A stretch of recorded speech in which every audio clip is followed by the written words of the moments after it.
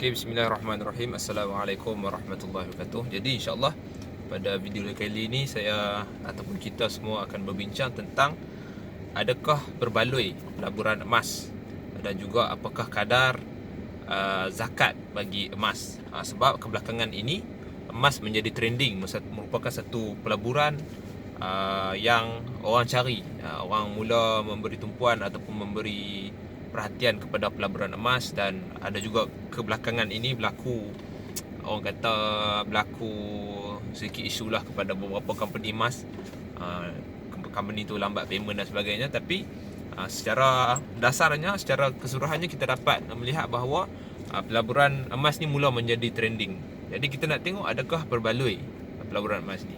Sebelum kita pergi kepada adakah berbaloi ataupun tak berbaloi, kita sebagai orang Islam, kita perlu berbalik kepada panduan yang telah digariskan oleh Al-Quran dan Sunnah, yang mana di samping para penjual dealer-dealer emas ni, mereka membacakan ayat Al-Quran untuk berkempen bahawa emas ni satu logam yang kalis inflasi, kan? Ia satu logam yang bernilai, emas ni satu barang yang bernilai. Tapi di sana ada juga ayat Al-Quran yang memberi ancaman kepada orang-orang yang menumpuk-numpukkan emas mereka, menumpukkan emas dan perak mereka. Sebab ini adalah satu logam ataupun barang berharga yang perlu dizakatkan.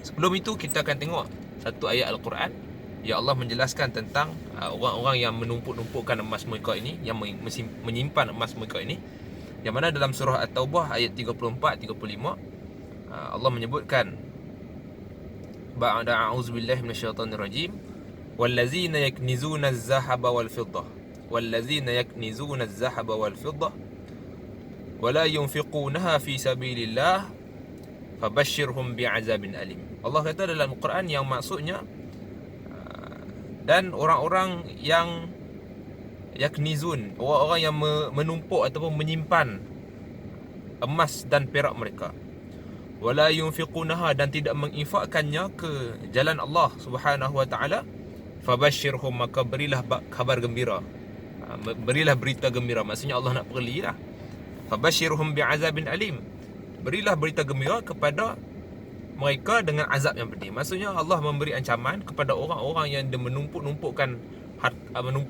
emas dan perak, dan mereka tidak menginfakkan emas dan perak ini ke jalan Allah Subhanahu wa taala. Adakah semua kena infak? Tak semua. Ada beberapa bahagian sahaja. Jadi ini ancaman sebenarnya bagi orang yang memang orang, Allah Akbar, kalau tuan-tuan tengok kalau memang orang ni, sebahagian orang dia berkaca-kaca mata dia bila sebut pasal emas, nak melonggok-longgok kat emas, kan. Jadi ini ancaman Allah Subhanahu wa taala. Emas, ada sebahagian daripada emas kita itu, apabila cukup tempoh, cukup haul, cukup nisab, cukup tempoh, cukup kadar, ia perlu dibahagikan kepada fakir miskin. Ada hak, maksudnya bukan kita punya semua. Ada hak yang perlu, ada hak orang miskin yang kita kena bagi. Bukan hak kita, itu kena memang hak orang miskin. Macam tu. Kemudian Allah sambung, yauma yuhma 'alaiha finnar, yauma yuhma 'alaiha finnari jahannam fatukwa biha jibahuhum wa junubuhum wa zuhuruhum hadza ma kanaztum li anfusikum fazuqu ma kuntum taknizun. Kata Allah Subhanahu wa taala dalam Al-Quran, yang maksudnya pada hari yang mana dibakar emas dan perak itu dalam neraka Jahannam. Pada hari akhirat nanti, emas dan perak itu akan dibakar dalam neraka Jahannam. Lalu diselar dengannya dahi mereka, dengan emas tadi tu yang ditumpuk-tumpukkan itu, diselar dengan dahi mereka, dan rusuk mereka serta belakang mereka, sambil dikatakan kepada mereka, haza ma kanaztum li anfusikum, inilah yang telah kamu simpan, yang telah kamu tumpuk-tumpukkan untuk diri kamu. Fazuqu ma kuntum taknizun, fazuqu ma kuntum taknizun. Oleh itu rasakanlah azab dari apa yang telah kamu simpan. Maksudnya Allah bagi ancaman kepada orang yang menumpuk-numpukkan, menyimpan-nyimpan harta mereka, khususnya kepada emas. Orang yang menumpuk-numpukkan emas dan perak, di akhirat disebutkan Allah akan jadikan emas itu sebagai, dibakar emas itu, kemudian diselar, diselar dahi mereka, rusuk mereka dan zuhuruhim, dan belakang mereka. Ini adalah satu bentuk ancaman daripada Allah Subhanahu Wa Taala. Kita kalau kat dunia ni, kalau kita kena setrika ataupun kita dah terloncat duk tenung tangan kita tu, rosak kulit kan.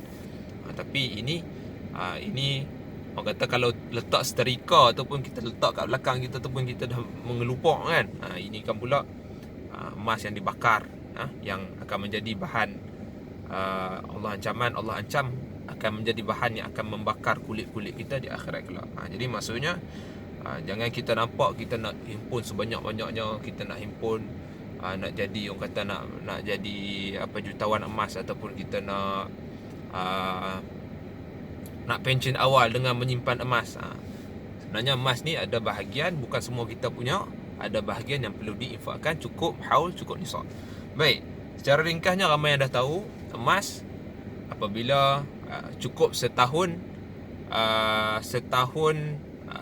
tahun Islam, maka ia perlu dizakatkan. Itu dari segi haul dia. Dari segi nisab dia apa? Nisab dia ialah apabila emas itu bersamaan dengan 85 gram. 85 gram. Kalau kita dah himpun emas sampai 85 gram cukup 1 tahun, maka kadar 2.5% daripada emas itu perlu dizakatkan. Perlu dizakatkan dan diberikan kepada asnaf, diberikan kepada fakir miskin.